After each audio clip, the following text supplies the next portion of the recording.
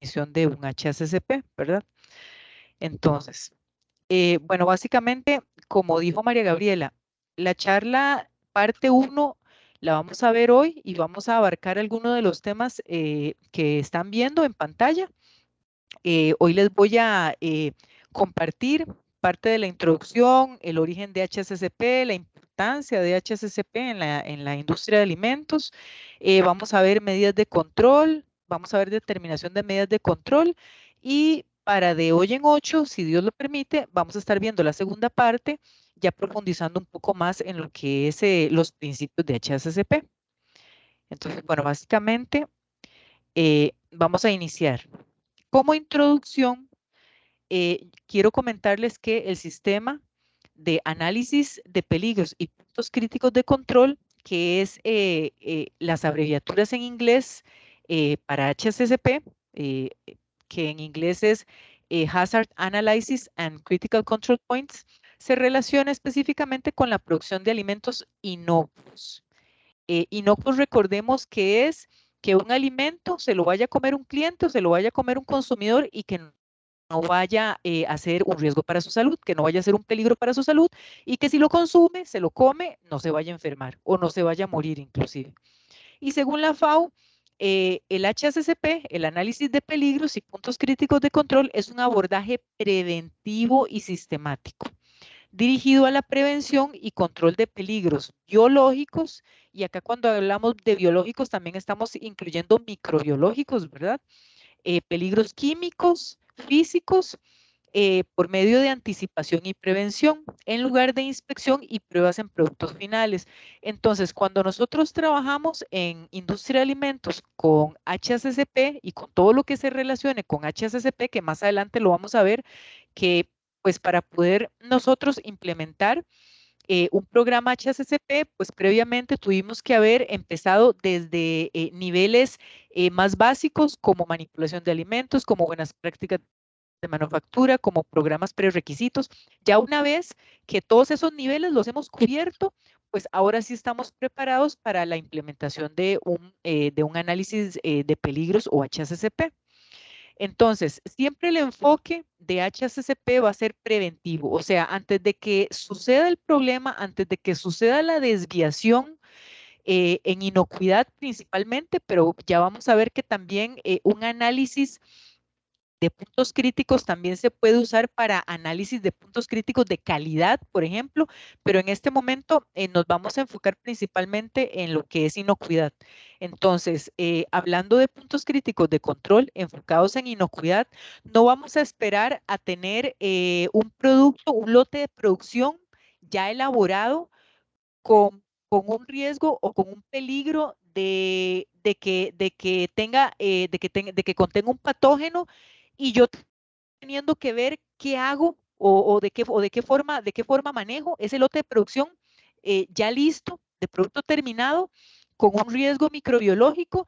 Yo no me voy a esperar a eso, no me puedo esperar a eso, que eso obviamente significa plata. Yo voy a prevenir eso de antemano, o sea, para lo que es producto en línea, para lo que es el producto en proceso de elaboración, es donde yo voy a tomar mis medidas, es donde yo voy a tomar medidas preventivas para yo poder llegar a un producto terminado, a obtener un producto terminado con las características deseadas de calidad, pero sobre todo de inocuidad.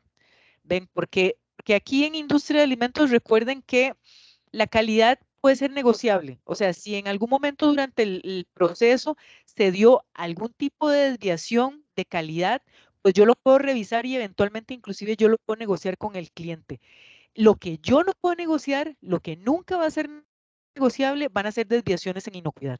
Entonces, para todo esto, yo tengo que tener todo un plan por anticipado en donde yo haga todo un análisis de peligros, que de eso se trata HACCP, que yo ya prevenga de dónde pueden provenir esas fuentes de contaminación para mi alimento, para mi producto, yo tomar medidas preventivas, ya sea mediante programas prerequisito o definiendo esas etapas como puntos críticos de control y tomando medidas. Si es un punto punto crítico de control, tomando medidas, monitoreos, verificaciones, responsables, acciones correctivas, etcétera. Pero eso lo vamos a ver más adelante. Entonces, básicamente por eso es que se habla que el HACCP tiene un abordaje preventivo y sistemático porque tiene que ser consistente. O sea, si yo hoy elaboré un lote de producción que tiene garantía de inocuidad, el mismo lote de producción que yo voy a hacer mañana tiene que tener la misma garantía y también el lote que yo voy a producir la semana próxima y dentro de 6 meses. O sea, si yo trabajo en una empresa, estas medidas preventivas tienen que ser consistentes, tienen que ser sostenibles en el tiempo y tienen que funcionar adecuadamente. Que de eso se trata un programa, que las medidas que yo tome, ya sea en el momento, medidas correctivas o preventivas, para que esa situación, para que esa desviación no me vuelva a suceder, tienen que ser consistentes, tienen que ser sostenibles en el tiempo. Y por eso es que también uno habla de que este análisis de peligros, el HACCP, debería venir dentro de un sistema de gestión de calidad y eventualmente de inocuidad, porque un sistema de gestión que contiene manuales, procedimientos, instructivos, registros, eh, lo que hace es generar la estandarización de procesos y ahí, mediante esa estandarización de procesos, es que yo puedo generar esa consistencia que yo necesito, ese sostenible en el tiempo que yo necesito. ¿Ven? Entonces, bueno, el sistema HACCP se basa en una serie de etapas interrelacionadas, inherentes al procesamiento industrial de alimentos, que se aplica a todos los segmentos y eslabones de la cadena productiva, desde la producción primaria hasta el consumo de alimentos. Tiene como base o punto de partida la identificación de los peligros potenciales para la inocuidad del alimento y las medidas de control de dichos peligros. Entonces, eh, comentando el primer párrafo, aquí estamos hablando de que si yo estoy trabajando como encargada de calidad en una empresa, en una planta de alimentos, estoy como encargada de calidad o estoy como encargada de producción o estoy como encargada de investigación y desarrollo o inclusive hay puestos en donde hay combinación de parte técnica con parte comercial.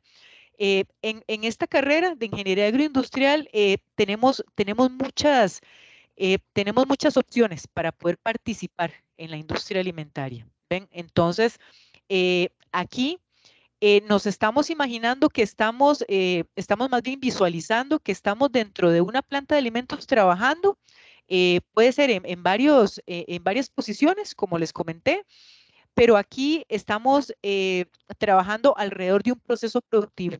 Y ese proceso productivo conlleva un conjunto de etapas, y ese conjunto de etapas yo lo puedo ver claramente en un diagrama de flujo, ¿cierto? Entonces, ya sabemos que en un diagrama de flujo tengo el inicio, que es donde yo recibo materias primas, ya sea materias primas alimenticias o materias primas, por ejemplo, no alimenticias como materiales de empaque. Entonces, ya a partir de ahí se desarrollan o vienen avanzando las etapas en donde esas materias primas van a sufrir un proceso de transformación hasta yo llegar a mi producto terminado deseado, ¿cierto?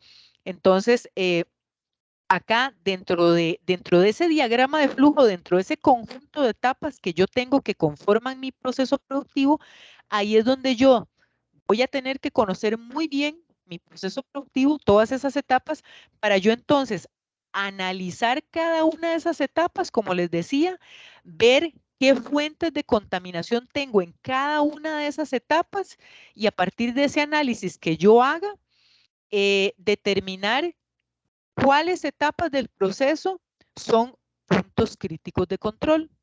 Porque ya sabemos, los que conocemos HACCP y si han estado inmersos en industria, involucrados en industria, o lo están en este momento, si ya trabajan, ya saben que si nosotros definimos una etapa como punto crítico de control, eso conlleva una serie valga la redundancia, una serie de controles.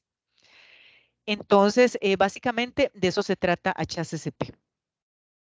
Entonces, recuerden que nosotros a nivel de industria de alimentos, ¿para qué implementamos un HACCP? O sea, ¿por qué estamos preocupados en conocer, entender, dominar el tema de HACCP? Porque el HACCP nos va a garantizar inocuidad. Y como les decía al inicio, la inocuidad es vital para nosotros en la industria de alimentos, porque, eso no, porque el tema de inocuidad significa que yo no voy a intoxicar a alguien o que yo no voy a matar a alguien. Entonces, en el tema de la inocuidad, tiene relevancia sobresaliente porque cada año, si ustedes ven acá, les traje información sobre las setas. ¿Qué eran las setas? Enfermedades de transmisión alimentaria. Cada año las setas afectan a casi 1 de cada 10 personas. Y eso a nivel mundial significa la pérdida de 33 millones de años de vida saludable. O sea, hay gente que se enferma y por esas enfermedades puede ser que inclusive eh, queden con daños irreversibles en el cuerpo y entonces eso significa menos años de vida saludable. ¿Me explico? Pero por otro lado, inclusive las setas pueden ser mortales. Las enfermedades de transmisión alimentaria inclusive pueden ser mortales dependiendo de la bacteria o dependiendo de su toxina, ¿verdad? Especialmente en menores de 5 años. Porque recuerden que los menores de 5 años, o sea, niños menores de 5 años, pues son parte de las poblaciones de riesgo. Recuerdan en el curso Manipulación de Alimentos que hay poblaciones de riesgo. Las mujeres embarazadas, los ancianos, los niños, las personas con sistemas inmunológicos suprimidos, eh, porque todas estas personas tienen sistemas inmunológicos debilitados, entonces son más susceptibles a enfermedades de transmisión alimentaria. Entonces, hablando de la mortalidad, cada año a nivel mundial se dan aproximadamente 420.000 muertes por enfermedades de transmisión alimentaria. Y un tercio de estas, que un tercio es aproximadamente 140.000 muertes, son niños. Entonces, por eso es que este tema es de relevancia sobresaliente para nosotros, debe ser de relevancia sobresaliente para nosotros, porque nosotros como profesionales de la industria de alimentos, nosotros tenemos que tener claro este tema porque este tema nos conlleva un asunto ético, o sea, nosotros somos responsables de la salud del consumidor. O sea, nosotros como responsables del área técnica en una planta tenemos que tener claro que los procedimientos instructivos manuales que hayan en la empresa tienen que cumplirse a cabalidad, que nosotros tenemos que tener claro, como les decía al inicio, que el tema de la inocuidad no es negociable, es sí o sí, tiene que darse.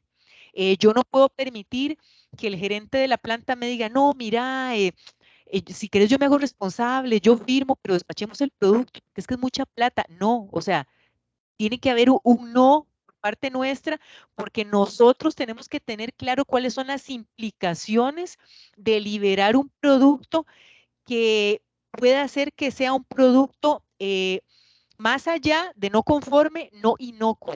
¿Me explico?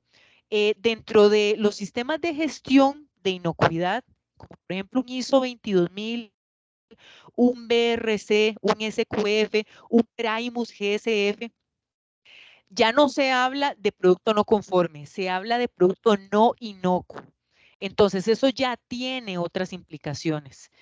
No es solo un producto que tal vez no cumpla con algún requerimiento de calidad, es que ya es un producto que no cumple con el requerimiento de inocuidad.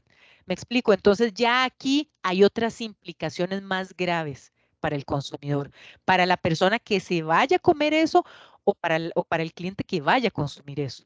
¿Me explico? Entonces, dentro de todas las enfermedades de transmisión alimentaria, toman también especial relevancia las enfermedades diarreicas, porque esas representan la mitad de la carga mundial de las enfermedades de transmisión alimentaria, las cuales son provocadas por al menos 31 agentes etiológicos.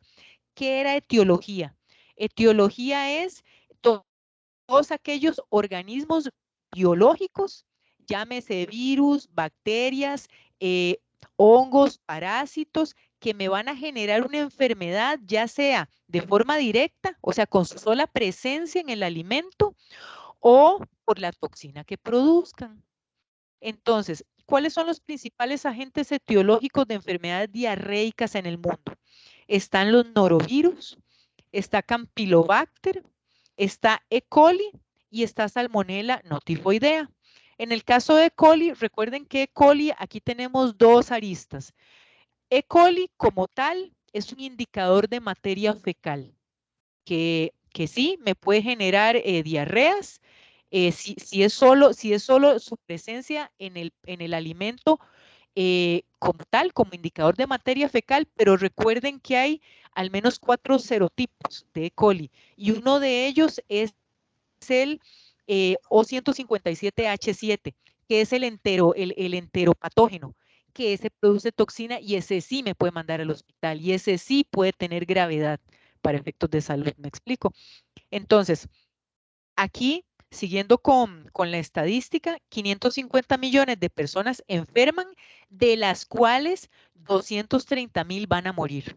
Y de esas 220 millones, perdón, son menores de 5 años y 96.000 de esos van a morir. Entonces, por eso es que para nosotros tiene que quedar bien claro el tema de la importancia de la inocuidad. A su vez, también les traje este dato de la revista Forbes, que en el año 2016 informó que la industria alimentaria en Estados Unidos, solo en Estados Unidos, tiene un problema de seguridad, o sea, un problema de inocuidad de 55.5 mil millones de dólares. ¿Por qué? Porque se tienen que hacer cada año, se tienen que hacer retiros de productos, de alimentos, o sea, se tienen que hacer retiros de productos alimenticios, retiros de alimentos. ¿Por qué? Eso es retiros que en inglés es recall, ¿verdad? Entonces, una de las principales o la principal razón por la cual a nivel de industria se tiene que hacer un retiro de alimentos, si ustedes lo ven allí, es por contaminación microbiológica, el 47%. Y a partir de ahí continúan, se ven, ¿por qué otros motivos se tienen que hacer retiros de alimentos? Por temas de etiquetado, 26%, por defectos en procesamiento, 13%, por contaminación física, 7%, por contaminación química, 6%, y por utilizar ingredientes no aprobados, o sea, ingredientes que no son grado alimenticio, por ejemplo, 1%.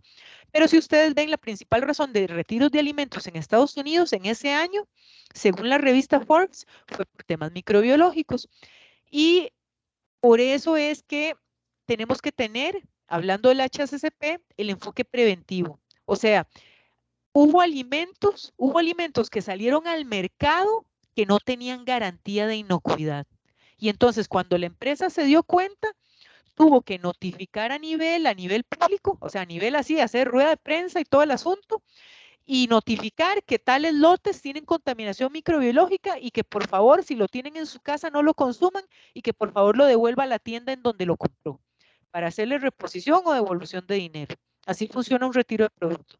Y entonces la empresa tiene que encargarse de hacer recuperación del producto, o sea, de lo que él tiene, de lo que la planta tiene registrado, que despachó, tiene que procurar recuperar idealmente el 100% de producto. ¿Para qué? Para poder garantizar lo más posible que la menor cantidad de personas, porque habrán personas que ya se lo habrán comido, ni modo, y que ojalá no les haga daño, ¿verdad? Pero tiene que garantizar, la empresa tiene que garantizar que pueda hacer la recuperación de la mayor cantidad de producto que despachó para poder, eh, para poder salvaguardar la salud pública de todas las personas que compraron ese alimento. ¿Ven? Entonces, por eso es que es tan importante para nosotros este tema, debe ser tan importante para nosotros este tema de inocuidad. Y por supuesto, hablando de HACCP y hablando de los principales peligros en alimentos o fuentes de contaminación, por eso les coloqué la imagen para que volvamos a recordar, la imagen a la derecha abajo, para que volvamos a recordar cuáles son los principales peligros en cuanto a contaminación de alimentos, que van a ser los biológicos, que como les decía, se incluyen virus, bacterias, parásitos, su sola presencia como tal, ¿verdad? De estos agentes etiológicos o también sus toxinas, las toxinas que producen, ¿verdad? En el tema de los contaminantes químicos, o sea, los pesticidas, herbicidas, contaminantes de metales pesados, hormonas, aditivos, etcétera, ¿verdad? Y en el caso de contaminación física, van a ser fragmentos o pedazos de vidrio, metal, madera, piedras, plástico, cartón, papel, etcétera. Entonces, como estamos conversando del HACCP, ¿de dónde proviene el HACCP? ¿Cómo nació el HACCP? Resulta que en los años 50, Edward Deming, que es el papá del ciclo de la mejora continua, ¿verdad? Y sus teorías sobre gerencia de la calidad, se considera como el pionero, como el originario de los cambios en la calidad, primeramente en la cultura japonesa, con los productos japoneses. Pero ya sabemos que Deming después cambió la historia de la calidad para siempre. Y por eso es que estamos hablando de él, ¿verdad? Porque ya después de sus teorías de gerencia de la calidad, ya fue cuando se dio el desarrollo del sistema de gerencia de la calidad total, ¿verdad? O Total Quality Management, que es el TQM. Entonces, a partir de allí, se empezó a generar la cultura de calidad en las empresas, tanto japonesas y después eso se extendió a Estados Unidos y al resto del mundo. Y entonces aquí ya se empezaba a hablar, en el caso de alimentos, se empezaba a hablar no solo de calidad, sino también calidad enfocado a inocuidad. Entonces ya fue cuando en los años 60 se dio el desarrollo del concepto de HACCP, porque esto ya era el tema del concepto de la calidad enfocado a inocuidad. Entonces es cuando la empresa Pillsbury, la Pillsbury Company, el Ejército de los Estados Unidos y la Administración Espacial y Aeronáutica, o sea, la NASA, desarrollaron un programa para la producción de alimentos inocuos para el programa espacial americano. ¿Y pues por qué? Porque todos tenían la preocupación de que qué pasaba si los alimentos que se llevaban los astronautas, que son esas bolsitas que ven a la izquierda abajo, con empaque especial, al vacío y todo el asunto, de no tenían garantía de inocuidad. O sea, ¿qué pasaba si allá arriba alguno de los astronautas le daba diarrea o vómito o lo que sea? O sea, de verdad era un problema, ¿cierto? Entonces, considerando las enfermedades que podrían afectar a los astronautas, se juzgó como las más importantes aquellas asociadas a las fuentes alimentarias. Entonces, así fue como la Pillsbury Company introdujo y adoptó el sistema HACCP para garantizar más seguridad, o sea, seguridad en cuanto a seguridad microbiológica, mientras reducía el número de pruebas e inspecciones al producto final. Entonces, volvemos a lo mismo. No nos vamos a enfocar a resolver el problema ya cuando tenemos el producto terminado. No, nos tenemos que enfocar a resolver cuando tenemos el producto en línea, en proceso de elaboración. Entonces, en 1971, la Pillsbury Company presentó el sistema HACCP en una conferencia sobre inocuidad de alimentos en los Estados Unidos. Y el sistema después sirvió de base para que el FDA o el FDA, el Food Drug Administration o la Administración de Alimentos y Medicamentos, desarrollara normas legales, o sea, lo formalizaron para la producción de alimentos enlatados de baja acidez primeramente. Ya después el FDA lo adoptó para el resto de alimentos, ¿verdad? Pero primeramente ellos lo adoptaron para alimentos enlatados de baja acidez. Y esto por un tema del alto riesgo que significan los alimentos enlatados, por una bacteria que se llama Clostridium botulinum, que genera, que hubo, o sea, hubo en Estados Unidos todo un antecedente de brotes por la enfermedad que genera esta toxina que se llama botulismo, la enfermedad que se genera a raíz de la toxina y que ya había habido muertes asociadas. Porque si ustedes han leído del tema, la toxina que produce esta bacteria produce una parálisis flácida de músculos. Ustedes saben que el corazón es un músculo, el diafragma con el cual respiramos es un músculo, y entonces eso quiere decir que quien consume un alimento contaminado con Clostridium y que produjo la toxina, tiene altas probabilidades, es más, tiene probabilidades casi seguras de que se va a morir. Entonces, esto fue parte de lo que el FDA vio como prevención aplicando el HACCP.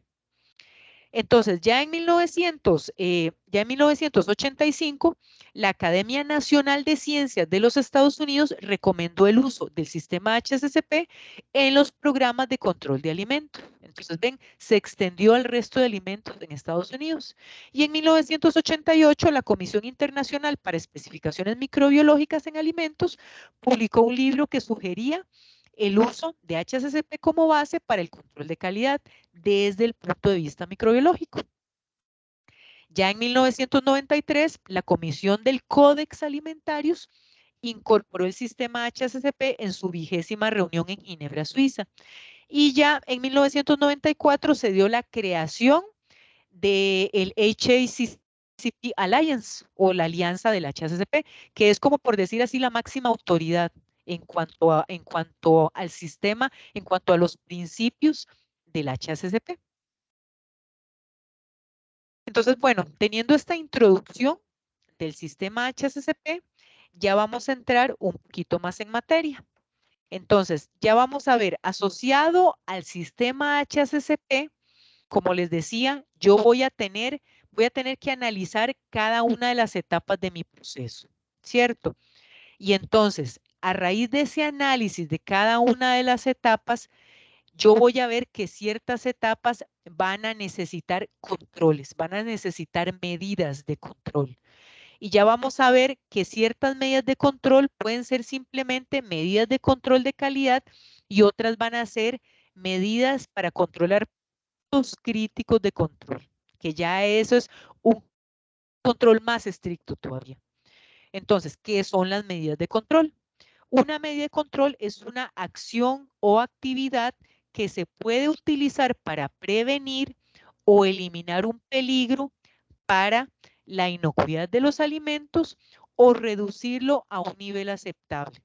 Porque aquí recuerden una cosa, el tema de inocuidad de alimentos, yo estoy pensando que idealmente sería eliminar por completo el peligro de inocuidad. O sea, por ejemplo, si yo tengo una materia prima que viene con una alta carga microbiana, yo le voy a aplicar un proceso térmico para idealmente eliminar esa carga microbiana. Pero puede ser que yo no la pueda eliminar por completo, pero yo sí la puedo reducir a un nivel aceptable. Entonces, ese alimento como producto terminado puede quedar con cierta carga microbiana, pero que va a ser inofensiva o que no va a generar un peligro para el consumidor. Que el consumidor se lo puede comer, pero que no va a generar ningún problema a su salud, no va a generar ninguna intoxicación, ninguna infección, ni va a mandar a nadie al hospital, ¿verdad? O no va a matar a nadie. ¿Cuál sería un ejemplo de ese tipo de productos? Por ejemplo, una bolsa de ensalada. En una bolsa de ensalada, digamos, una bolsa de lechuga picada, ese producto, por ser perecedero, sobre todo por ser perecedero y que ya sabemos que tiene por su concepto, por su definición de perecedero, tiene una vida útil corta, ese producto sale de planta con cierta carga microbiana, pero es una carga microbiana muy, muy baja. Puede ser 10 a la 1, máximo 10 a la 2 unidades formadoras de colonia por gramo. Entonces, ese producto yo sé que va a tener una vida útil de 4 o 5 días máximo, pero ese producto contiene una carga microbiana. A pesar de que esa lechuga recibió una desinfección, o sea, pasó por una etapa de desinfección en la planta, yo sé que ese producto no tiene cero carga microbiana, va a tener una carga muy, muy baja, pero que va a ser inocua para el consumidor, no va a generar ningún problema a la salud y que pues es inherente a la naturaleza del producto. ¿Ven? Entonces, una medida de control definida como tal puede ser utilizada para describir prácticamente cualquier acción, etapa, actividad, trabajo, tarea, proceso o procedimiento que tiene la intención de dirigirse a un peligro a la inocuidad. O sea, yo con una medida de control voy a estar monitoreando un peligro a la inocuidad alimentaria. O sea, voy a tenerlo monitoreado para que no se me salga de control. Entonces, las medidas de control son categorizadas de acuerdo a su naturaleza, a la relación directa con el proceso y el nivel de riesgo del consumidor en caso de que la medida falle. Entonces, ahí es donde entra el tema de que si yo tengo una desviación en proceso, yo tengo que tener acciones correctivas. O sea, está bien, yo definí que la temperatura para mi proceso térmico van a ser 75 grados para poder, por ejemplo, para poder eliminar la carga microbiana. Pero ¿qué pasa si no alcanzo esos 75 grados? Digamos que se fue el flujo eléctrico, se fue el fluido eléctrico en la planta o tuve un problema con el vapor y entonces no pude generar no pude llegar a esa temperatura. Bueno, ¿cuáles van a ser mis acciones correctivas? Porque algo tengo que hacer al respecto. O sea, tengo que hacer una corrección porque el producto no se puede quedar así, sin recibir el proceso térmico. ¿Me explico? Porque entonces ya el producto tendría un riesgo de la inocuidad. O sea, tendría un riesgo asociado a microbiología. Entonces, mis categorías de medida de control son las siguientes. Yo puedo tener puntos de control, ya vamos a ver cuáles son. Puedo tener puntos críticos de control. Puedo tener programas de prerequisito operacionales. Puedo tener programas de prerequisitos y puedo tener puntos críticos de calidad. Que esto era lo que les decía antes, yo puedo tener o puedo integrar todo un análisis de peligros que por un lado yo pueda ver los puntos críticos a inocuidad y pueda ver puntos críticos a calidad, porque, o sea, porque aquí no es que calidad no es importante, no, calidad sí es importante, porque por ejemplo, si un cliente me pide a mí que los cubos de piña que yo tengo que producir para ese cliente tienen que medir 20 milímetros por 20 milímetros y es porque el cliente lo necesita con esa medida. No es que yo voy a producir lo que a mí me parezca y así se lo voy a entregar al cliente. Y al cliente yo le voy a decir, ay, mira, es que en mi proceso hubo algunas desviaciones y pues algunos cubos van 20 por 20, pero otro porcentaje de los cubos y pues va 50 por 50. O sea, al cliente eso no le sirve, porque el cliente puede ser que ocupe sus cubos para un proceso posterior, en donde por un tema de capacidad de sus equipos, por un tema de inclusive de su producto terminado, la apariencia, el requerimiento de su producto terminado, no le sirvan los cubos 50 por 50, tienen que ser cubos 20 por 20. Entonces, aquí no es que el tema de calidad no sea importante, sí es importante, pero el tema de calidad, como les decía, todavía podría ser negociable porque el tema de calidad no va a afectar o no va a impactar la salud del consumidor. En cambio, los temas de inocuidad sí van a impactar la salud del consumidor. ¿Ven? Entonces, bueno, por eso es que aquí, hablando de medidas de control, por eso es que también les quería dar la visibilidad de que también podemos tener puntos críticos de calidad. Entonces, vamos a empezar a definir. ¿Qué son puntos de control? Es cualquier punto, operación o etapa donde se puede controlar un peligro físico, químico o microbiológico. Entonces, por ejemplo, uso de guantes en la manipulación de alimentos. Acá estamos hablando de control nada más y que está asociado, digamos, a un tema, yo puedo estar midiendo, yo puedo estar haciendo mediciones físicas, químicas o microbiológicas. Aquí un punto de control puede ser la inspección que yo hago o el monitoreo que yo hago para que los operarios usen guantes en la manipulación de alimentos, para que usen las tablas de cortar de acuerdo al color, según lo que estén haciendo, ¿verdad? Por ejemplo, digamos que yo tenga tablas de cortar verdes para el producto antes de la cocción y que yo tenga tablas rojas para el producto después de la cocción para que no haya contaminación cruzada, ¿cierto? Puedo medir, puedo tener aquí como punto de control, puedo tener medición de parámetros físico-químicos, puede ser la medición de Brix, puede ser la medición de porcentajes de sal, puede ser la medición de acidez o pH, por ejemplo, puede ser la medición de cloro, puede ser la medición de temperatura. Estos son puntos de control y por lo general son puntos de control de calidad. Ya vamos a ver, a diferencia de puntos críticos de control, ¿qué es un punto crítico de control? Palabra lo dice, es crítico. Crítico para la inocuidad. Es una etapa en el proceso en la cual puede aplicarse un control, el cual es esencial para prevenir o eliminar un peligro para la inocuidad de los alimentos o para reducirlo a un nivel aceptable, que era lo que les explicaba anteriormente.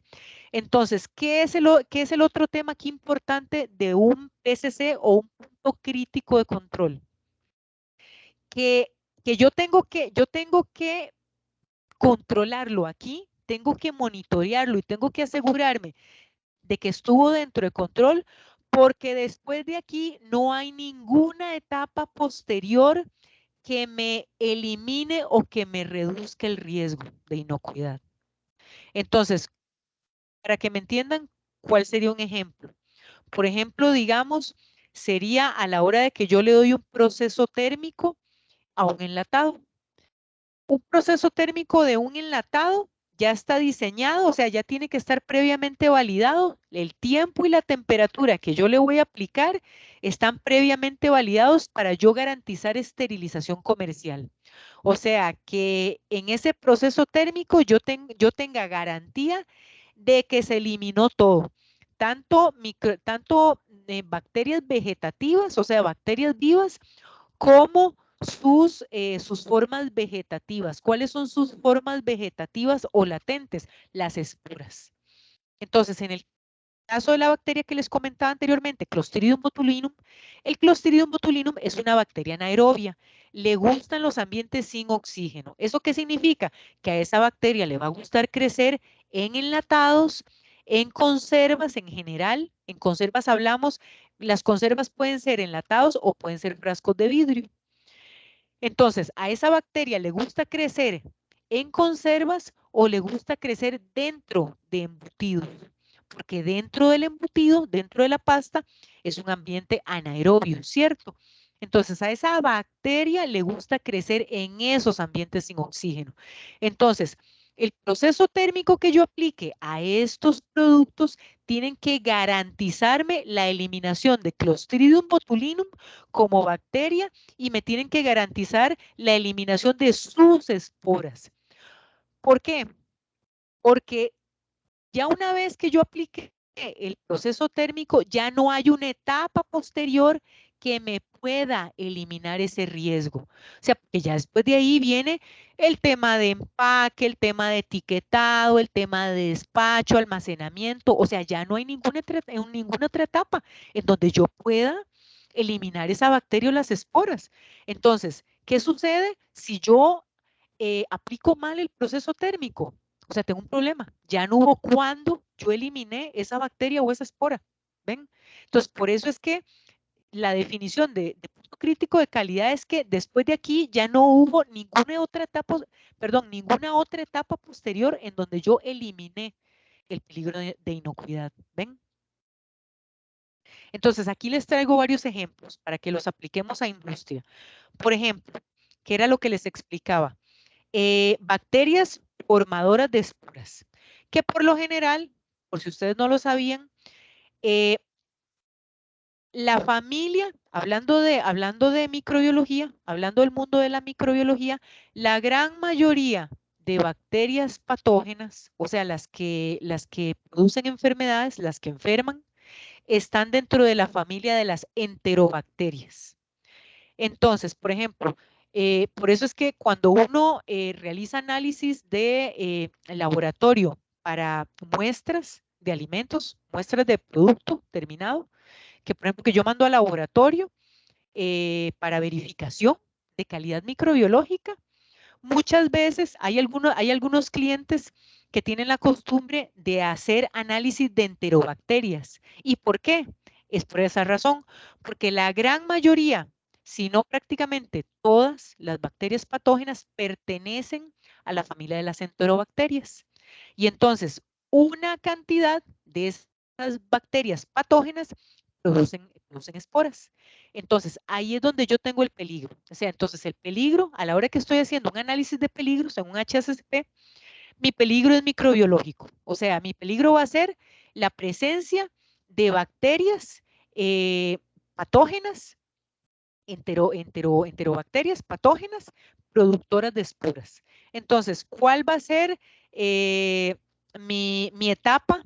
Mi etapa en donde mi etapa crítica de control va a ser la pasteurización. ¿Y cuál va a ser mi límite crítico? El tiempo y la temperatura que yo tengo que aplicar para eliminar estas bacterias. Que entonces, si yo valide previamente mi proceso térmico, va a ser esa información que ven allí, 72 grados centígrados o 161.6 grados Fahrenheit por 15 segundos como mínimo.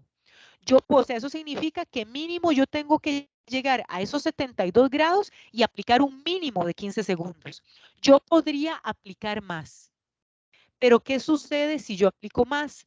Ahí podría estar degradando el producto, o sea, ya ahí podría tener afectación de calidad del producto. Entonces, si estamos hablando de una leche, por ejemplo, si yo aplico más de esa temperatura o aplico más de ese tiempo, ya entonces puedo tener, por ejemplo, degradación de sus características organolépticas, o sea, ya se me empieza a degradar el color, empiezan las reacciones de Maillard o reacciones de pardeamiento, puedo tener degradación de sabor, o sea, ya la leche me empieza a saber a leche hervida, que es ese saborcito feo que a mucha gente no le gusta, y otros problemas de calidad. ¿Me explico? Entonces, yo no quiero llegar a eso tampoco, porque volvemos a lo mismo. Está bien que yo quiera cuidar la inocuidad, pero también tengo que cuidar la calidad. Aquí tenemos que tener un balance. ¿Ven? Entonces, siempre como prioridad la inocuidad, pero tenemos que tener un balance entre inocuidad y calidad en la medida de lo posible.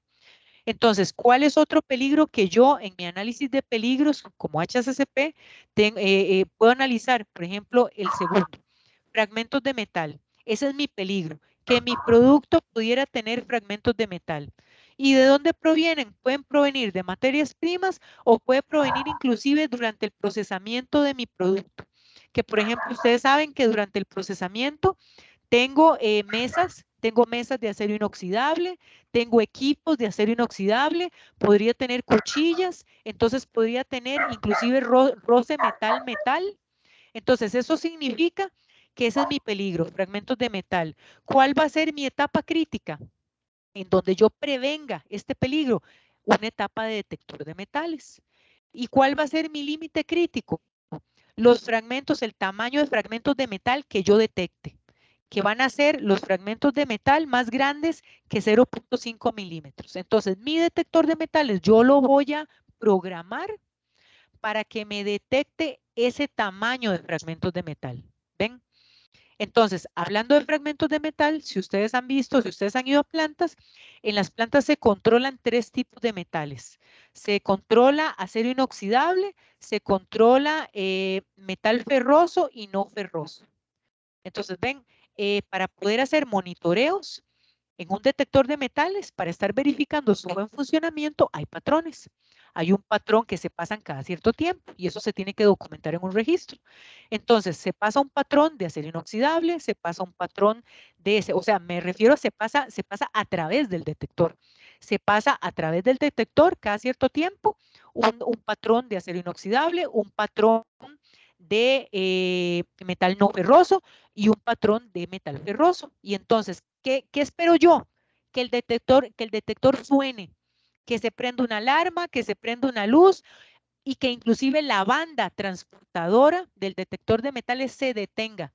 Ahí es donde yo estoy verificando que mi detector de metales está funcionando bien y que entonces me estoy garantizando que todos los productos que estén pasando por ese detector están siendo bien inspeccionados. ¿Me explico? Y aquí entonces hay otros ejemplos. Entonces está otras bacterias patógenas como Salmonella, Listeria, Campylobacter, en donde esas son peligros microbiológicos y en donde mi etapa crítica, entonces va a ser la deshidratación y mi límite crítico, entonces va a ser el valor de AW que yo tenga que tener en mi producto, ¿ven? Está el otro que es nitritos, o sea, mi peligro va a ser mi peligro va a ser el nitrito de sodio, si yo agrego un exceso, porque recuerden que el nitrito de sodio justamente es para eliminar o para, sí, para eliminar, para matar la presencia de Clostridium botulinum. De hecho, el nitrito, justamente, el nitrito, yo se lo agrego, es un polvito rosado, si ustedes lo han visto, es como una sal rosada. De hecho, por eso se llama ahí, como ustedes lo ven, se llama sal de cura. Es una sal rosada que se aplica a los embutidos para eliminar el peligro de Clostridium botulinum. Pero el tema con nitrito es que yo no le puedo echar la cantidad que yo quiera, no le puedo agregar la cantidad que yo quiera. Tiene un límite máximo regulado por ley, regulado inclusive por el RTCA de aditivos alimentarios, o sea, el reglamento técnico centroamericano. Hay una cantidad máxima a agregar. ¿Por qué? Porque el nitrito de sodio también es cancerígeno. Entonces, si el Clostridium no me mata, me va a matar el cáncer gástrico que me va a dar el exceso de nitrito de sodio. ¿Ven? Entonces, por eso es que tengo que tener cuidado con la cantidad de nitrito. Entonces, este es un punto crítico de control en una planta de embutidos. Tengo que estar controlando que la cantidad máxima de nitrito sea 200%. Sin embargo, el RTCA en embutidos tiene el valor máximo regulado en 80 partes por millón.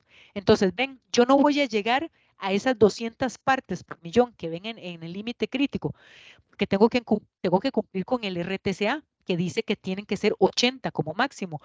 Pero igual, si en algún momento yo tuviera que agregar un máximo, no me puedo pasar de 200 partes por millón. ¿Ven? Y ahí otros ejemplos. Está la toxina botulínica de las que les hablaba, que eso, bueno, ahí, en este caso, aquí lo estoy viendo en el caso de enlatados o conservas, que ahí, por ejemplo, yo puedo tener como mi PCC, como mi etapa crítica, una etapa de acidificación. ¿Por qué?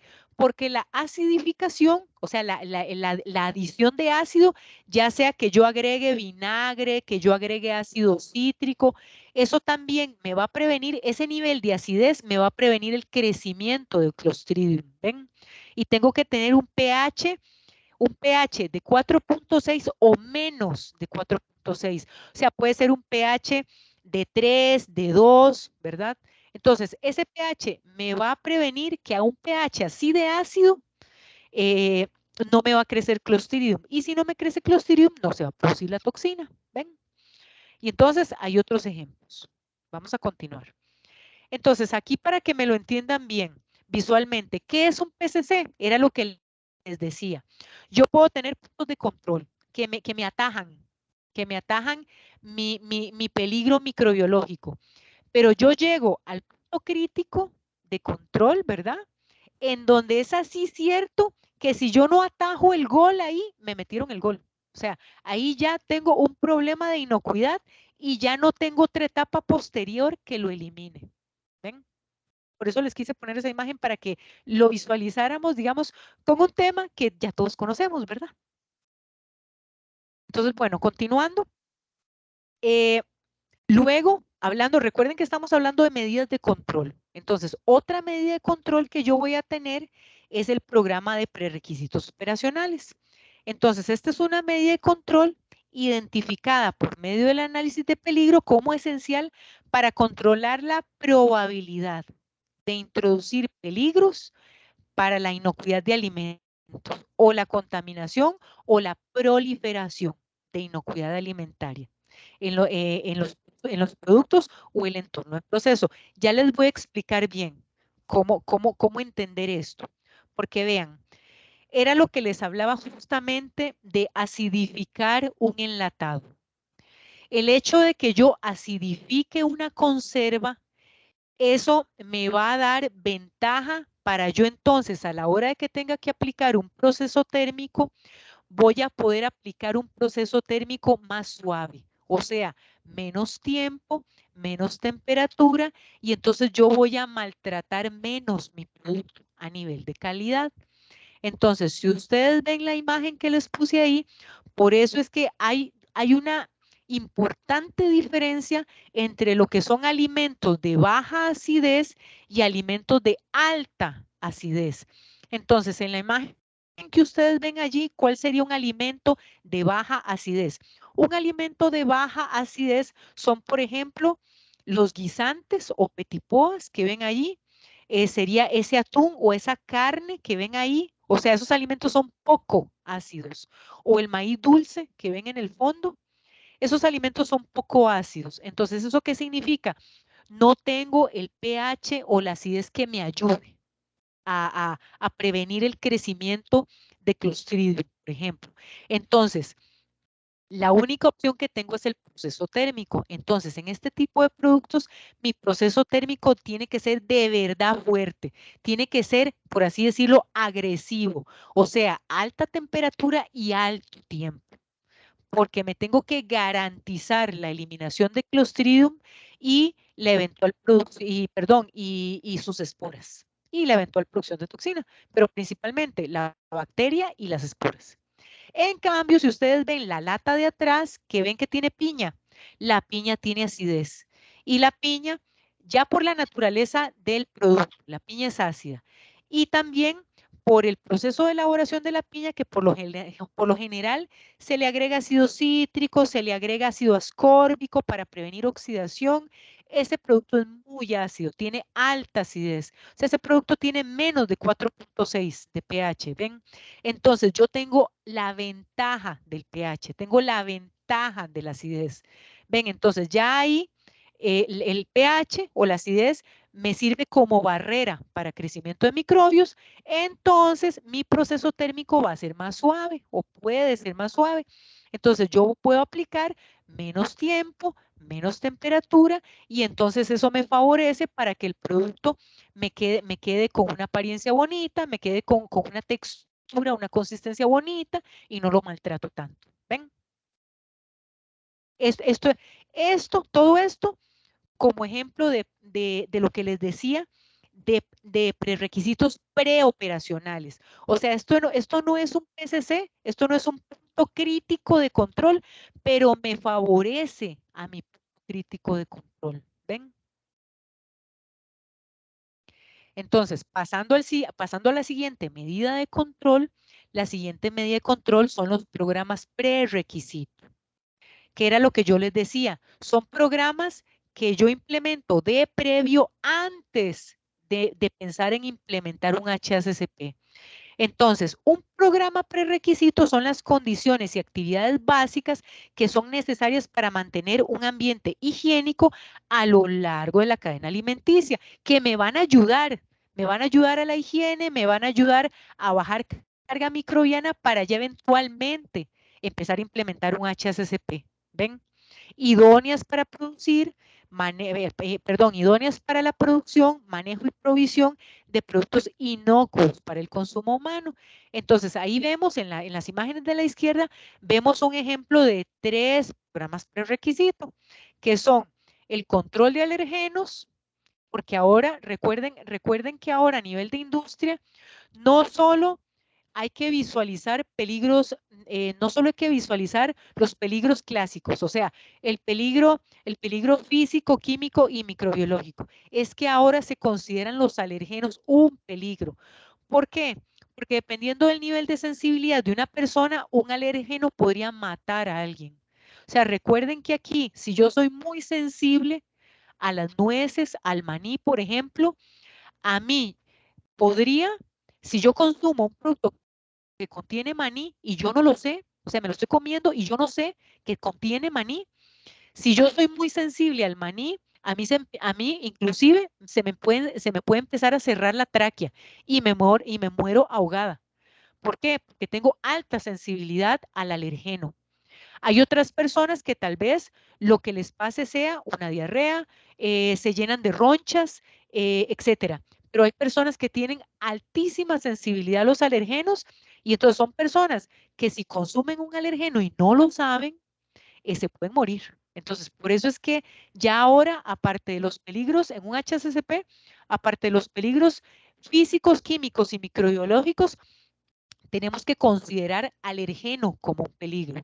Y van a ver que también ahora se consideran los peligros radiológicos, o sea, los alimentos que fueron irradiados. Volvemos a lo mismo por el nivel de sensibilidad de las personas E inclusive se considera como peligro fraude alimentario también, que recuerden que aquí, en paréntesis, fraude alimentario es todo el tema de adulteración de alimentos con fines económicos. O sea, yo voy a empezarle a meter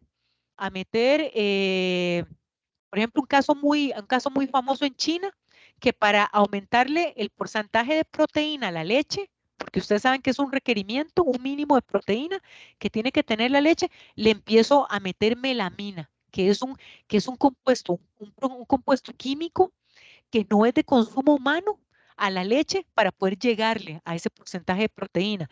¿Y qué fue lo que y qué fue lo que sucedió? Un montón de chiquitos en China se murieron porque consumieron melamina, se intoxicaron y se murieron. Entonces, ven, ese es un ejemplo de fraude alimentario. Y como tal, ya se tiene que ver dentro de la clasificación de peligros alimentarios. Pero bueno, eso es otro tema. Entonces, aquí como ven en la imagen, también dentro de los programas prerequisito, el tema de la limpieza y desinfección en una planta, el tema de control de plagas y cuáles otros, el tema de BPMs que conlleva higiene de personal y que conlleva temas de uniformes, etcétera, ¿verdad? El tema de instalaciones físicas, el tema de control de vidrio y plástico quebradizo, el tema de manejo integrado de plagas, el tema de vida útil, de trazabilidad y retiro de producto, etcétera. Hay calidad del agua, que es súper importante. Entonces, hay varios programas prerequisitos y ya a nivel de literatura o a nivel del FDA, si ustedes se van al FDA, ya hay un listado de programas prerequisitos que uno como encargado en una planta ya tiene que saber que tiene que implementar.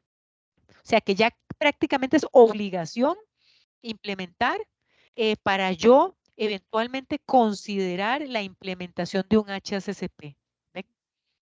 Entonces, finalmente, ya habiendo hablado de las medidas de control anteriores, esta es la otra medida de control, que son, recuerdan, son los puntos críticos de calidad. Entonces, esta es una medida de control esencial con el fin de controlar los riesgos de calidad, servicio y de negocio. Entonces, por ejemplo, por eso les puse el ejemplo de estas dos imágenes. Eh, yo sé que, por ejemplo, yo sé que me tengo que preocupar por la desinfección de esas manzanas, pero ven que esas manzanas van por distintas bandas transportadoras. ¿Por qué? Porque también dentro de la calidad de ese producto, de las manzanas que estoy procesando, el tema del calibre o el tamaño es importante para mí. Es un requerimiento de calidad para mi cliente y así literal son los requerimientos de exportación, por ejemplo. El tema del tamaño o el calibre es importante, es un requerimiento de calidad y que yo tengo que cumplírselo al cliente, ¿ven? Entonces, por ejemplo, puede ser que yo las haga pasar por esas distintas bandas transportadoras porque las estoy clasificando por tamaño, ¿ven? Porque unas van a ser calidad A, que van a ser para exportación, otras van a ser calidad B, por ejemplo, para otros usos, puede ser para uso industrial, para hacer jugo, para hacer manzana congelada, para hacer manzana liofilizada, para poder venderlo como ingrediente para cereales, por ejemplo, ¿ven? Para poder venderlo como ingrediente para mermeladas o como jaleas, ¿ven? Entonces, de calidad es importante, no tan importante como el de inocuidad, pero siempre es importante. Entonces, por eso es que yo también puedo tener dentro de mi análisis de peligros puntos críticos de calidad para estar también controlando la calidad, ¿ven? Y bueno, y ahí una nota que les dejé, que dentro de, por ejemplo, dentro de el esquema de certificación, uno de los esquemas de certificación reconocidos a nivel mundial, que es el SQF, ¿verdad?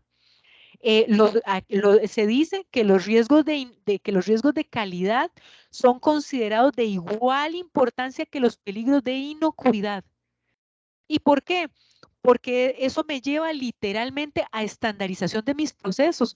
O sea, si yo tengo el mismo nivel de exigencia, tanto para calidad como para inocuidad, eso me va a dar garantía total de que mi producto va a cumplir cumplir el requerimiento del cliente. ¿Ven? Porque yo voy a tener garantía, yo voy a tener certeza de que ese producto va a cumplir 100% con lo que el cliente me está pidiendo, tanto como calidad como inocuidad. ¿Ven? Entonces, ya una vez habiendo visto lo que son todas las medidas de control, entonces ahora sí, vamos a ver cómo se determinan esas medidas de control.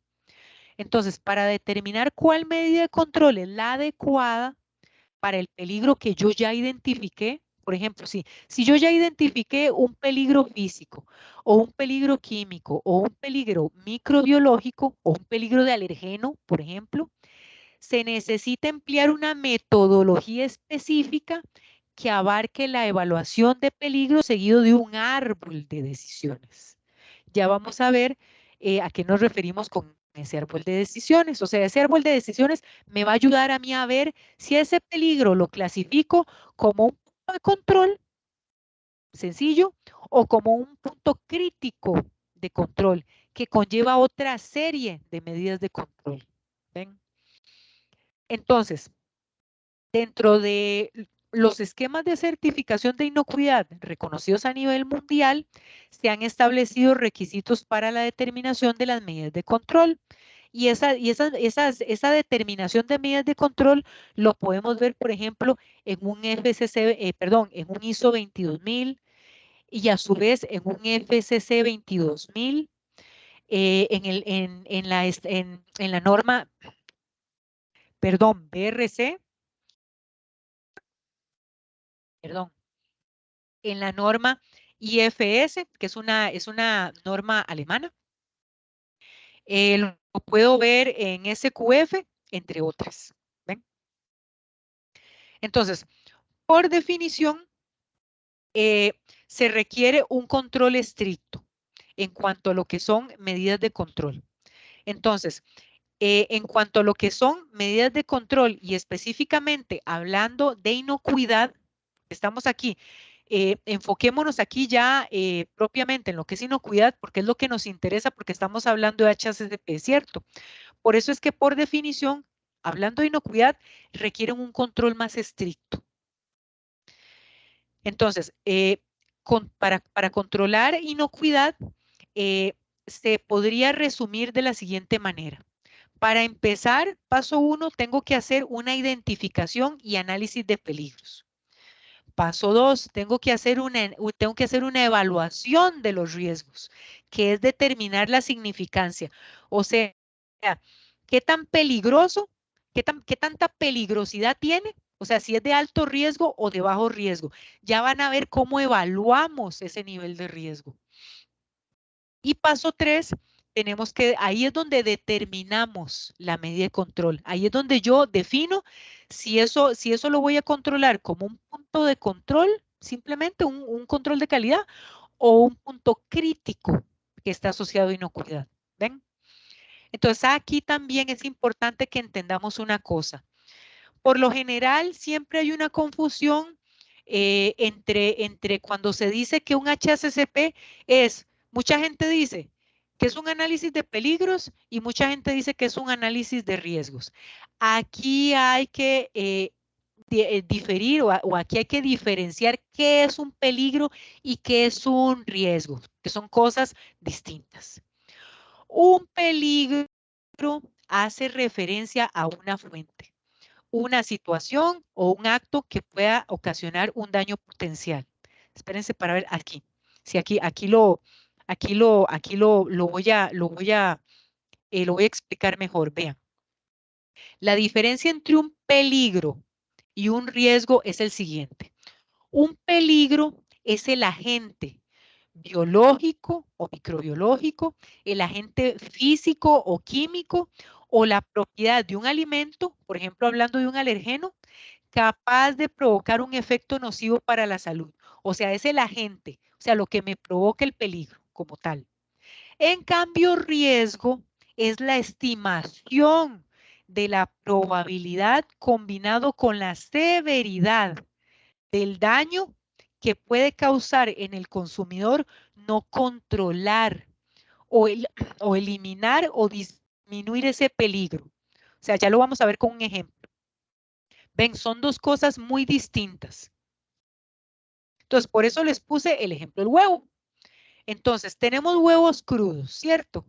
El huevo crudo se sabe que puede contener bacterias que lo contaminan.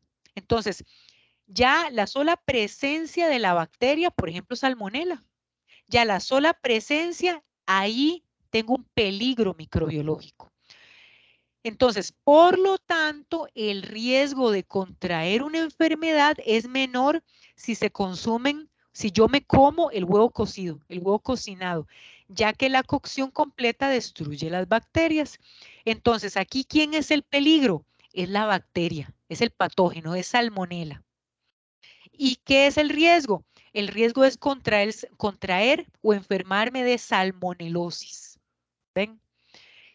Entonces, para efectos de verlo así, los peligros se identifican. Yo ya identifiqué que el peligro es la presencia de salmonela, el peligro es salmonela. Y el riesgo se evalúa. Yo tengo que evaluar aquí, entonces, ¿qué tanta probabilidad tengo de que haya presencia de salmonela y cuál es la severidad de que alguien se coma mi producto y contraiga salmonelosis? ¿Ven? Entonces aquí lo vamos a ver también. Aquí lo vemos continuando con el ejemplo del huevo. Entonces, si yo consumo huevos crudos, la bacteria salmonela puede estar presente. Entonces, la probabilidad de que yo me enferme es alta. O el riesgo de que yo me enferme, el riesgo de enfermedad es alta. Pero si yo lo cocino a temperatura suficiente, yo destruyo la bacteria. Entonces, el riesgo de contraer la enfermedad es bajo. ¿Ven? Entonces, aquí el riesgo en inocuidad alimentaria, el riesgo es la medición de la combinación de severidad de un peligro y la probabilidad de que se presente. Entonces, aquí van a ver que literal es cruzar el valor de la severidad que yo defina, cruzarlo o compararlo con el valor de la probabilidad que yo también defina de que ese riesgo se materialice. Ya lo vamos a ver con un ejemplo.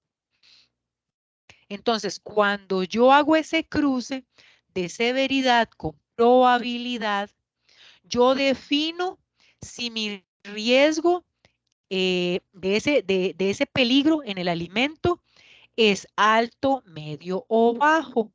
Entonces, esta evaluación de riesgos es el propósito básico de la evaluación de peligros en la inocuidad alimentaria y en HACCP. Ven, entonces yo lo que hago es, en un análisis de peligros, en un HACCP, yo primeramente identifico los peligros y después de que yo ya los identifico, yo lo que hago es evaluar el riesgo, evaluar la probabilidad y la severidad de que ese peligro se materialice, o sea, de que ese peligro de verdad llegue al consumidor. ¿Me explico? Ya lo vamos a ver. ¿Cómo hago eso? Estamos hablando de probabilidad y severidad, ¿verdad? Aquí estamos hablando de que yo tengo que evaluar el riesgo. ¿Cómo lo evalúo? Yo tengo que hacer literal un nivel de riesgo. O sea, yo lo que hago es básicamente una medición del riesgo. O sea, yo voy a medir aquí la significancia del riesgo. Y eso yo lo hago con estas tablitas que ustedes están viendo. Primeramente, yo tengo que definir la probabilidad. O sea, yo ya tengo el peligro. Yo ya tengo el peligro identificado. Ahora lo que tengo que hacer es evaluar el riesgo. Y entonces yo tengo que evaluar la probabilidad y tengo que evaluar la severidad. Entonces, ya una vez que yo defina la probabilidad y tengo que definir la severidad, eso yo lo hago de la siguiente forma. La probabilidad, de acuerdo al peligro que yo tenga, yo tengo que evaluar la probabilidad clasificada clasificándola, literalmente. ¿Cómo la clasifico? Viendo el cuadrito de la izquierda arriba.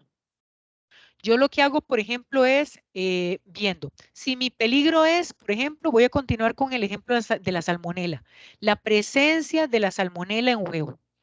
Entonces, ¿qué tan probable es que la salmonela esté presente en el huevo crudo? Es improbable, como dice el cuadrito ahí en la clasificación E. Es improbable, no se espera que pasen 5 años. Es poco probable, clasificación D. No se espera que pase en 2 o 3 años. Es probable, C. Podría presentarse una vez al año. Es altamente probable, tiene alta probabilidad. Clasificación B. Puede presentarse 2 o 3 veces al año. O es clasificación A. Es una certeza. Probabilidad de que se presente en cualquier momento. Entonces, ¿esto cómo yo lo sé? ¿Cómo yo sé que salmonela está presente en el huevo crudo? ¿Cómo yo sé cómo yo sé si es poco probable, si es muy probable, si es medianamente probable? Yo me tengo que ir a la literatura. Yo para hacer esta investigación, yo tengo que referirme a la literatura. ¿Qué dice la literatura? La literatura dice que para empezar, la salmonela es flora intestinal normal de los pollos. ¿Eso qué significa? Que es altísimamente probable de que salmonela esté presente en huevo crudo. Entonces, es más, altísimamente probable, casi seguro. O sea, básicamente seguro. O sea, hay certeza de que va a haber salmonela en huevo crudo. Entonces, ¿qué significa? En base a mi investigación, en base a lo que yo vi en la literatura, porque para hacer este análisis de riesgos, para hacer esta evaluación de riesgos, yo ya identifiqué el peligro, entonces yo después me tengo que ir a la literatura a buscar, de acuerdo a la naturaleza de mi producto y al peligro que yo identifiqué, o sea, cuál es la microbiología asociada a mi producto. Entonces yo ya vi que en mi producto, si es el huevo crudo, salmonela. Salmonela es un patógeno asociado a mi producto. ¿Y eso cómo lo supe? Por la literatura. Entonces ya una vez que yo vi que en la literatura me dice que básicamente es casi que seguro que yo voy a encontrar salmonela en mi producto, entonces, ¿qué significa? Yo tengo que clasificar, tengo que poner probabilidad A, es una certeza. Probabilidad de que se presente en cualquier momento, o sea, yo ya tengo, como probabilidad, yo ya tengo la letra A, ¿verdad? Entonces, ya ahora sí, ya tengo definida la probabilidad. Ahora vamos a definir la severidad. Entonces, la severidad es, ¿qué tan severo es que salmonela afecte a un consumidor si la salmonela, hay alguna desviación en mi proceso y la salmonela le llegara al cliente? O sea, yo no supe tener control de mi proceso, yo no le di buena cocción a mi producto. Digamos que yo estoy en una planta en donde yo lo que hago es procesar huevo pasteurizado. Entonces, esa pasteurización lo que va a hacer es eliminarme el peligro que yo ya identificar, que es salmonela, ¿cierto? Entonces, ¿qué pasaría? ¿Cuál es la severidad o gravedad de que salmonela, de que yo hice mal mi proceso térmico? ¿Cuál es la severidad o gravedad de que salmonela le llegara al cliente, de que alguien consuma por accidente salmonela? Clasificación 5, síntomas leves, pronta recuperación. Clasificación 4, síntomas leves por pocos días. Clasificación 3, generalmente síntomas leves, pero algunos casos podrían requerir hospitalización. Clasificación 2, síntomas severos, requieren hospitalización y posibles decesos, o sea, hay muertos. Y clasificación 1, fijo, muertos. Entonces, nuevamente, ¿cómo yo sé, cómo yo conozco la severidad de salmonela? Nuevamente me voy a la literatura. ¿Qué dice la literatura sobre la severidad de salmonela? Lo que dice es que fijo hospitalización y pudieran haber decesos. O sea, dependiendo si es una persona, si es un menor de 5 años, como lo vimos, recuerdan al inicio, si es un menor de 5 años, podría haber muerte. O si es una mujer embarazada, podría haber muerte.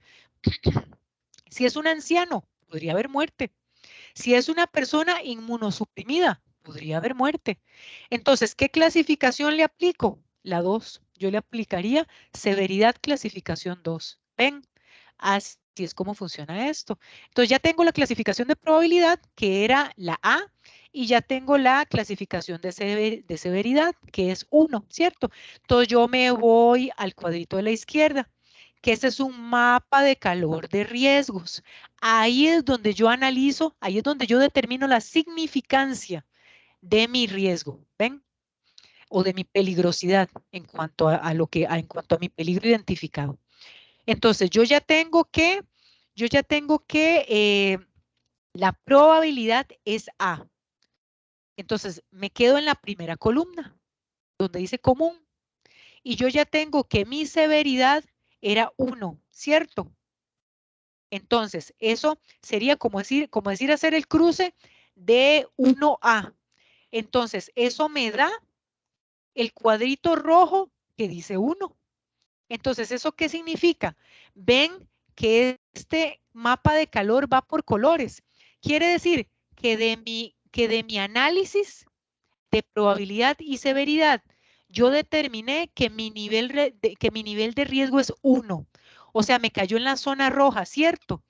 Entonces, eso significa que yo debería clasificar mi etapa de cocción o mi etapa de pasteurización como punto crítico de control. ¿Ven? O sea, yo no puedo determinar esa etapa porque es la etapa que me va a eliminar salmonela. Yo no puedo clasificar esa etapa como un mero punto de control.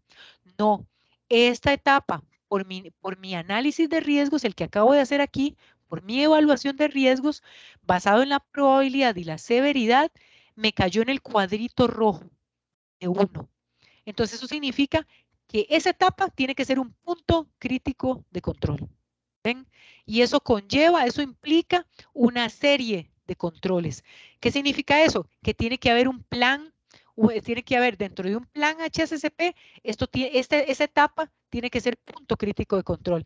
Y entonces ya tiene que haber toda una tablita, dentro de mi plan de inocuidad, tiene que haber una tablita en donde yo ya tenga mi peligro identificado, tiene que haber la etapa crítica, que es pasteurización, tiene que haber límites críticos, o sea, ya yo tengo que tener el tiempo y la temperatura de pasteurización, tiene que haber un monitoreo, quién lo va a hacer, cómo lo va a hacer, en dónde se va a registrar, quién va a ser el responsable de llevar ese registro y qué acciones correctivas se van a dar si hay una desviación en la pasteurización. ¿Ven?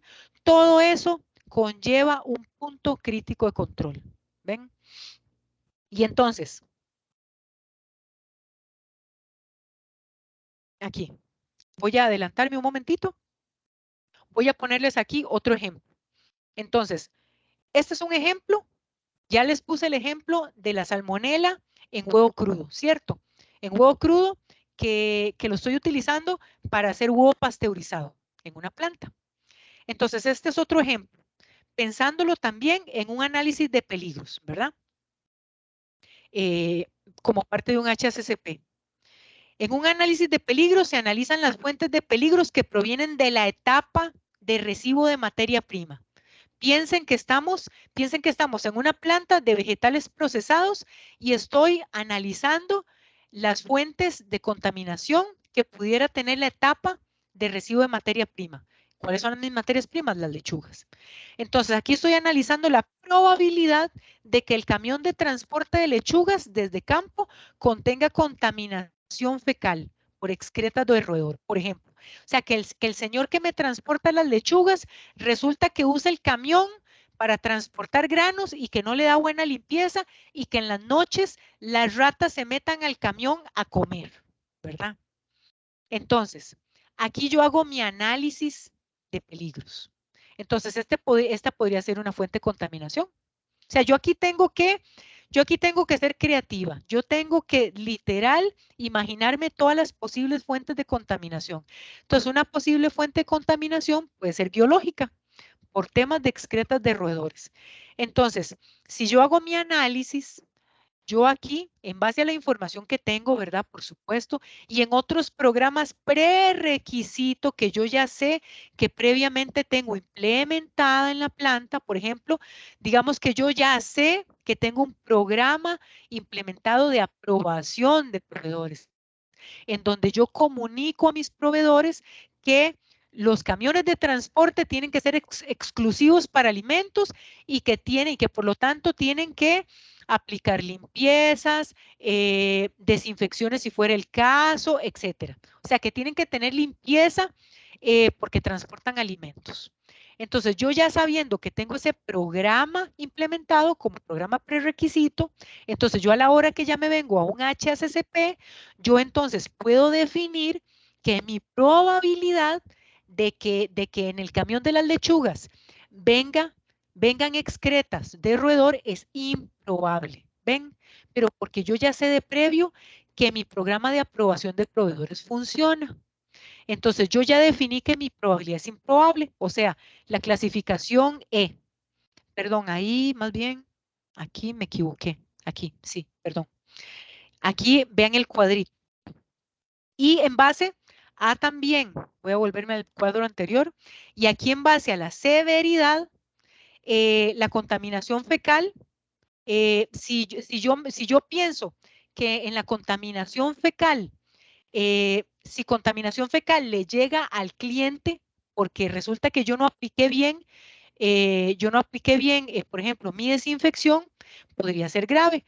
Le llega contaminación fecal al cliente y digamos que yo lo clasifique como síntomas leves y que pocos días. Digamos que aquí digamos que yo estoy pensando solo en una contaminación fecal que genere una diarrea.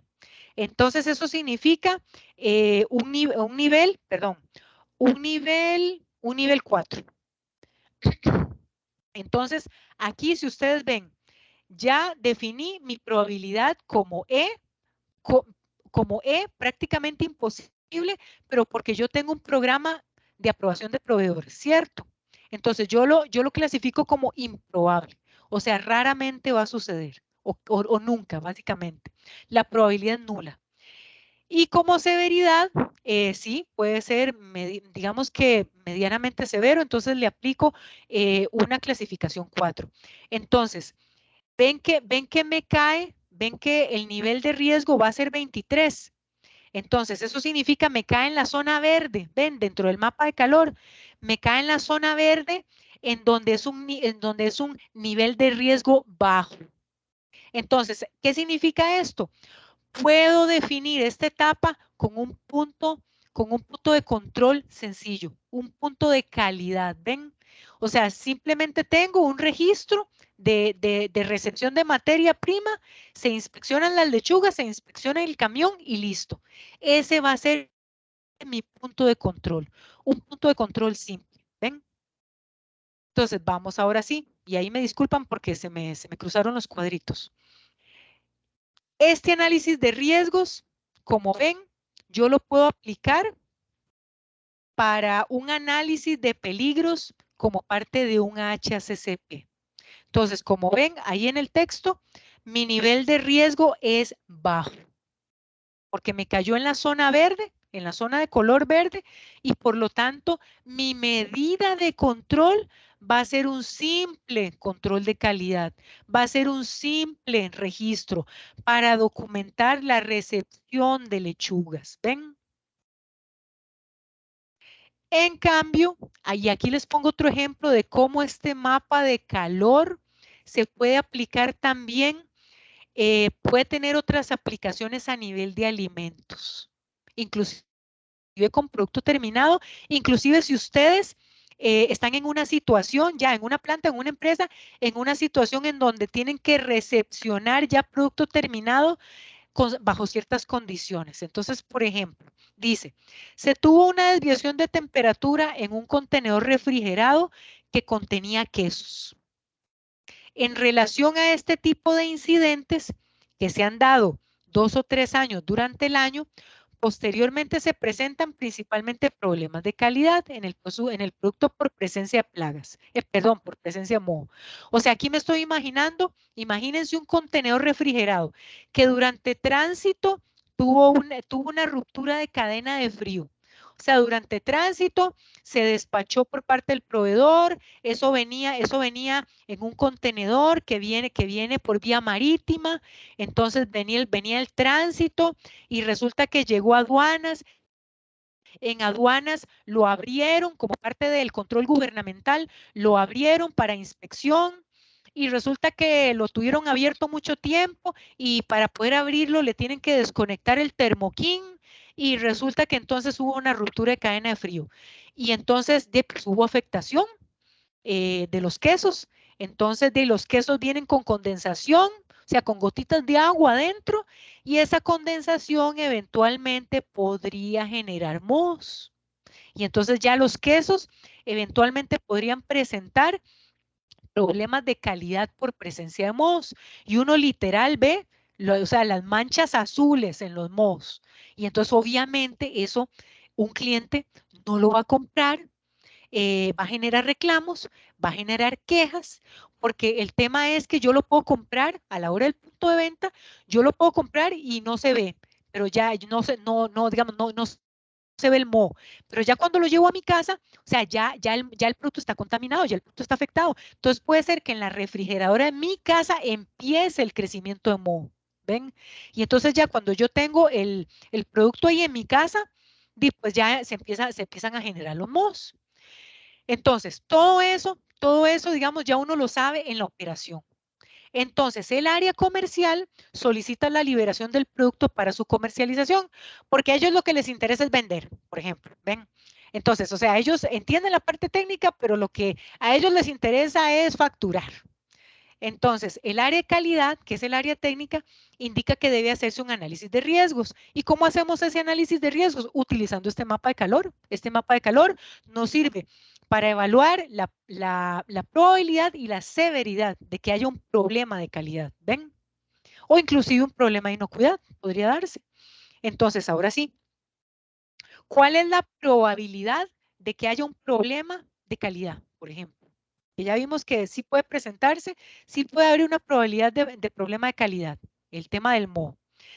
Como ven en el texto, como ven en el enunciado y por historial en la empresa, dice que se ha dado 2 o 3 veces durante el año. ¿Qué significa eso? Que la probabilidad, según el cuadrito anterior que vimos, la probabilidad cae en la clasificación B.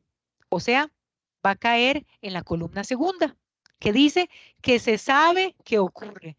¿Por qué? Porque ya por historial se ha dado en algún momento. ¿Ven? Y la severidad, en la severidad, en la clasificación que uso es que principalmente lo que se ha dado son problemas de calidad, no se han dado problemas de inocuidad. ¿Ven? Entonces, lo que se podría generar, ¿cuál es el problema que podríamos tener? Quejas o reclamos. Entonces, de acuerdo a la clasificación de severidad, yo lo podría poner como 4, que es que ocasionalmente se da y etcétera, ¿verdad? Que fue el cuadro anterior que vimos. Entonces, ya teniendo la probabilidad B y la severidad 4, ahí es donde yo calculo el nivel de riesgo, que sería cruzar B por 4, ¿verdad? Que es esto que ven aquí. ¿Ven? Entonces, ya crucé la columna B con la línea 4 y ven que resulta un valor de nivel de riesgo 14. Eso significa que cae en la zona amarilla. Esa zona se las trae. ¿Por qué? Porque esa zona da pie para que retengamos el producto y ahora sí, analicemos. ¿Qué vamos a hacer? ¿Qué decisiones vamos a tomar? ¿Nos la jugamos o no nos la jugamos? Ven, y por eso les puse aquí la pregunta abajo. ¿Ustedes liberarían ese producto para comercializar? Aquí, pensando en el valor 14, en el valor 14 de nivel de riesgo 14.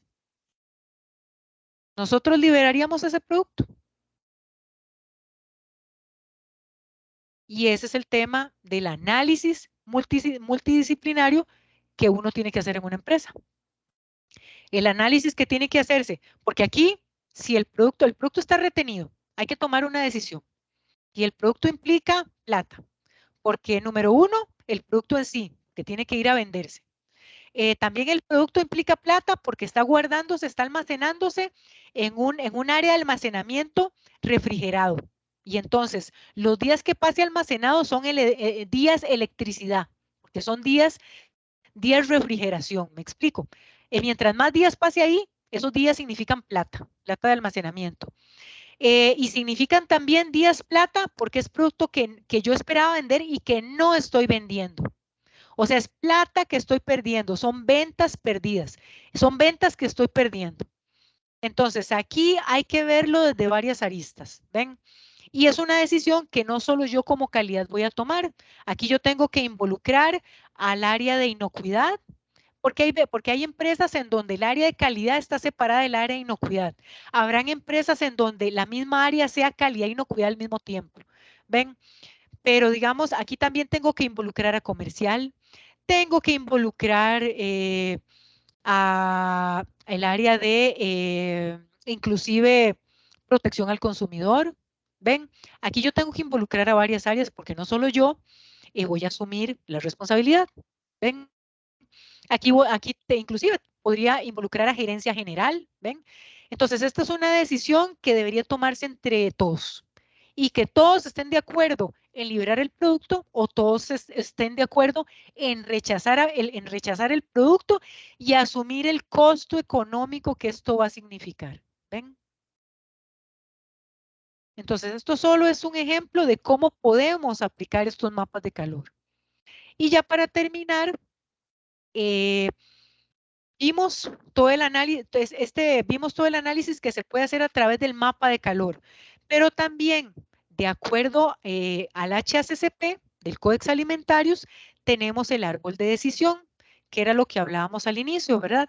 Que este árbol, me parece que tal vez aquí varios ya pueden estar más familiarizados con el árbol de decisión, que es que literal, el árbol de decisión nos lleva paso a paso cómo definir si una etapa es punto de control o punto crítico de control, ¿verdad?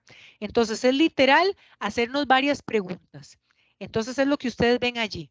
Entonces, para empezar, en esta etapa, en la etapa que estoy evaluando, ¿existen medidas preventivas de control? Sí, digamos que sí. Entonces me lleva a la siguiente pregunta. ¿Ha sido la fase específicamente concebida para eliminar o reducir a un nivel aceptable la posible presencia de un peligro? Y digamos que yo contesto que sí, entonces automáticamente me lleva, esto tiene que ser un punto crítico de control. No hay vuelta de hoja. Ya listo, defínalo como defina esa etapa como punto crítico de control. Pero digamos que yo contestara en esa pregunta que no, entonces el árbol me lleva más para abajo. El árbol me sigue haciendo preguntas.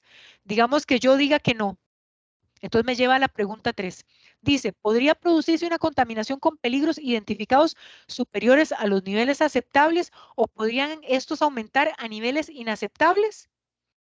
Digamos que yo digo que no. Entonces ya automáticamente el árbol de decisión me dice, esa etapa que usted está evaluando no es un punto crítico de control. Pare de analizar.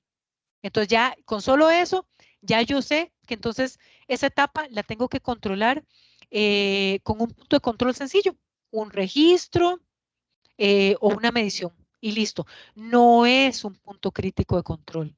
¿Ven? Y entonces el árbol me lleva a una serie de preguntas en donde yo, este es otro árbol, por ejemplo, en donde yo también puedo aplicar, si ustedes lo ven, este otro árbol, que son más preguntas, ya aquí puedo meter los puntos críticos de calidad y entonces aquí literal puedo combinar la calidad con la inocuidad y tener ya integrado todo el análisis de peligros. ¿Ven? Tanto peligros de calidad como peligros de inocuidad. Y básicamente este sería el fin de la charla. No sé si tienen dudas, preguntas, consultas.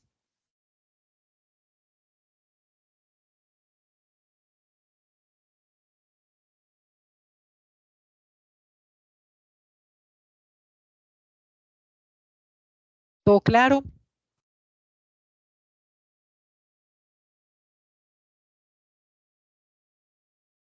Si alguno quiere consultar, pero no puede abrir el micrófono, igual puede, digamos, consultar en el chat y leemos las preguntas. Y bueno, si no tienen consultas, les agradecemos que por favor completen la evaluación, que ahí está el link en el chat. De verdad que lo que se dura es un minuto Entonces son 3 preguntas de marcar y básicamente una cuarta pregunta donde se les consulta si tienen interés en algún tema en particular para la planificación de las charlas del 2024. Y Priscila, agradecerle porque estuvo muy clara la explicación y sobre todo la parte de los ejemplos de ya de la aplicación a nivel industrial, que como bien usted decía, y muchas veces no es solo el hecho de que usted diga lo voy a descartar porque hay un riesgo, sino digamos todo el dinero que implica y digamos toda la responsabilidad que el profesional que esté a cargo de decir si se queda con ese producto o lo descarta va a tener.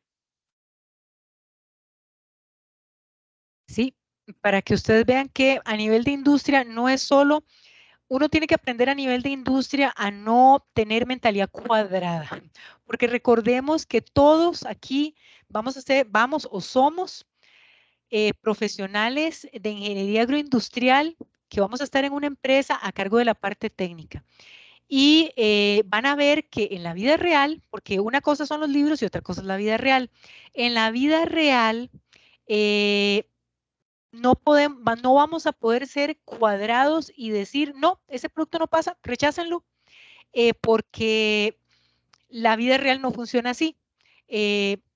No vamos a poder botar todo un lote de producción, aunque quisiéramos. Muchas veces vamos a querer literal desechar todo un lote de producción porque sabemos que está mal, pero un gerente general no nos va a permitir eso. O un gerente de ventas no nos lo va a permitir, o un comercial no nos lo va a permitir, la operación no lo va a permitir, porque recuerden que nosotros no estamos trabajando en una ONG, estamos trabajando en una empresa de manufactura que tiene fines de lucro, ¿verdad? O sea, la empresa manufactura para generar dinero. Entonces, es un tema de que si bien, como les decía, los temas de calidad sí pueden ser flexibles, negociables, pero los temas de inocuidad no. Y ahí es donde sí tenemos que tener muy clara nuestra posición como profesionales en agroindustria, ¿ven? En ingeniería agroindustrial. Priscila, ahí hay una pregunta, dice, bueno, Evelyn, al elaborar un HACCP en una empresa, ¿se deben reflejar todas las medidas de control? ¿Existe algún tipo de machote o guía para saber cómo se desarrolla un HACCP desde cero? Vean, normalmente, digamos, un HACCP, como les decía, el HACCP siempre va a estar enfocado en inocuidad. En un HACCP, digamos, lo que tiene que venir es literal tomar el diagrama de flujo con todas las etapas y en un HACCP venir el análisis, la evaluación de riesgos de cada una de las etapas, desde la etapa 1, 2, 3, 4, 5, 6 y todas las que hayan.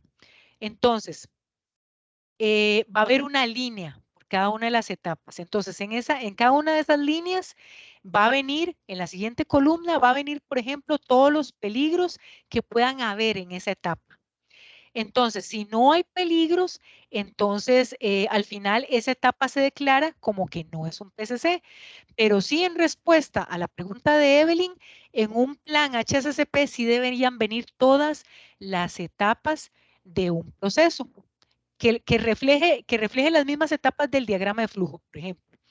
Y entonces, si por ejemplo, para que sea completo ese HACCP, en una etapa en donde no se considere que sea punto crítico de control, si esa etapa solo conlleva un punto de control sencillo, pues sí se debería mencionar para que el documento quede más completo. Me explico.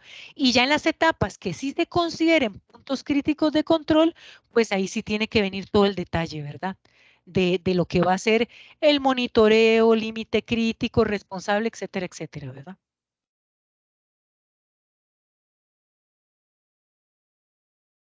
Espero haber respondido a la consulta. ¿Más dudas, preguntas?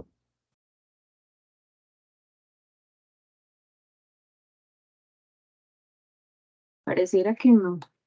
Ah, listo, dice Evelyn que claro. Con Bueno, y gusto, Catherine también dice que muy buena la charla para refrescar conocimiento y para aprender más, que muchas gracias. con todo gusto para servirles. Y bueno, recordarles, ¿verdad? Que la próxima semana, el jueves 30 de noviembre, tendremos la segunda parte de esta charla. ojalá que puedan conectarse porque como Priscila les dijo al principio, ¿verdad? Hoy iban a llegar a como hasta esta parte de los análisis de los peligros, pero está toda la otra parte ya de la aplicación de los principios de HACCP. Entonces, para que puedan ver ejemplificado esa segunda parte también. Y de paso, hacer el comercial, todavía, digamos, esta semana que viene tenemos la charla de HACCP y la siguiente semana va a haber una charla acerca del uso del texturómetro, que es un equipo que se utiliza para diferentes aplicaciones a nivel industrial, para analizar textura en los alimentos. Y vamos a tener también una charla sobre análisis sensorial, también básica, para que, bueno, si tienen gusto y si tienen el tiempo, se conecten, ¿verdad? Entonces vamos a tener charlas también el 5 y el 7 de diciembre, para que estén pendientes ahí en la página de la carrera. Y agradecerles a todos por conectarse y también a Priscila por toda la información que nos brindó. Que pasen buenas noches. Buenas noches. Buenas noches. Buenas noches, muchas gracias.